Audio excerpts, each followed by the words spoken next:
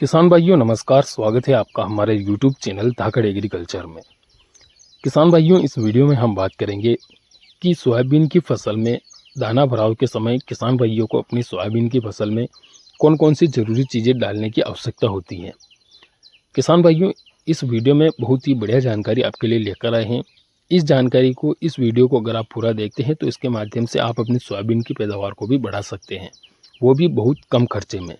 तो आप इस वीडियो को पूरा देखें ताकि आपको सारी जानकारी समझ में आ जाए। और वीडियो स्टार्ट करें उससे पहले आप अभी से वीडियो को लाइक कर दीजिए।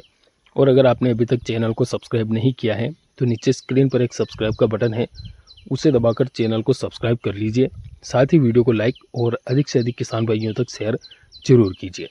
और आपकी सोयाबीन की फसल में इस समय पर अगर कोई समस्या आ रही है तो आप कमेंट करके ज़रूर बताइए ताकि आने वाले वीडियो के माध्यम से हम उस समस्या का समाधान कर सकें। किसान भाइयों, बात करें अगर सोयाबीन के बारे में, तो जब हमारी सोयाबीन की फसल में फलियों के अंदर दाना बनना शुरू होता है तो उस समय पर हमें कुछ ज़रूरी स्प्रे करने की आवश्यकता होती है, क्योंकि उस समय पर हम किसी प्रकार से दानेदार खाद का उपयोग नहीं कर सकते हैं।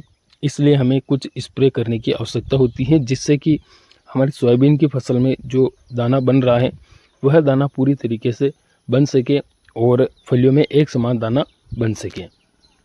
किसान भाइयों, आपने देखा होगा जो आपकी सोयाबीन की फसल होती है उसमें अधिकतर 3 दानों वाली फलियां होती है, लेकिन उनमें 2 ही दाने सही से बन पाते हैं और एक दाना छोटा रह जाता है, या फिर 3 दानों वाली फलियों में केवल 2 ही दाने अच्छे से बन पाते हैं। तो इसके लिए आपको NPK 0050 और बोरान का उपयोग करने की आवश्यकता होती है। किसान भाइयों, NPK 0050 के अंदर 50% पोटास की मात्रा और 17.5% सल्फर की मात्रा पाई जाती है। अब अगर आप सोयाबीन फसल में दाना भराव के समय NPK 0050 का स्प्रे करते हैं तो आपकी फसल में पोटास और सल्फर की पूर्ति हो जाती है।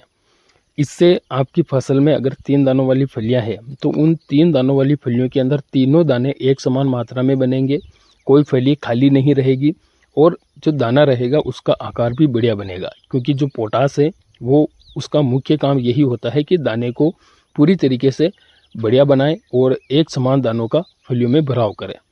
इसके अलावा जो सल्फर इसके अंदर है वो आपकी फसल में जो दाना है उसके अंदर तेल की मात्रा को और प्रोटीन की मात्रा को बढ़ाने का काम करता है। तो आप 1 किलोग्राम प्रति एकड़ की दर से NPK 0050 का उपयोग दाना भराव के समय स्प्रे के माध्यम से कर सकते हैं। साथ ही जो बोरान 20% पाउडर आता है उसका भी आपको उपयोग करना है, क्योंकि बोरान भी आपकी फसल में जो दाना बन रहा है उसके कवच को बढ़िया बनाता है, उसके पर्दे को बढ़िया बनाता है, साथ ही उसकी शाइनिंग बढ़ाने में काफ़ी ज़्यादा मददगार साबित होता है। तो आप फलियों में दाना भराव के समय NPK 0050 और बोरान का उपयोग जरूर करें। बोरान को आप लगभग 250 से 300 ग्राम प्रति एकड़ की दर से NPK 0050 के साथ में मिलाकर स्प्रे कर सकते हैं। इसके अलावा किसान भाइयों, अगर आपकी सोयाबीन फसल में दाना भराव के समय किसी भी प्रकार की इल्ली का अटैक हो रहा है, किसी भी प्रकार के कीट का अटैक हो रहा है, तो आप एक कीटनाशक का स्प्रे जरूर कर दीजिए, क्योंकि दाना भराव के समय इल्लियाँ काफ़ी ज़्यादा नुकसान पहुंचाती है। जो इल्लियाँ होती हैं वो फली के अंदर चली जाती हैं और दाने को खाना शुरू कर देती हैं। तो आप इसके रूप में बायर कंपनी की सोलोमन का उपयोग लगभग 12 ml प्रति टंकी की दर से NPK 0050 और बोरान के साथ में मिलाकर स्प्रे कर सकते हैं। तो किसान भाइयों, आप सोयाबीन फसल में दाना भराव के समय ये तीनों काम मुख्य रूप से ध्यान में रखें और ये तीनों काम अवश्य अपनी सोयाबीन की फसल में करें। इससे आपकी सोयाबीन फसल से आपको अच्छी पैदावार देखने को मिलेगी। वीडियो अच्छा लगा तो लाइक करें और फॉलो जरूर करें। धन्यवाद।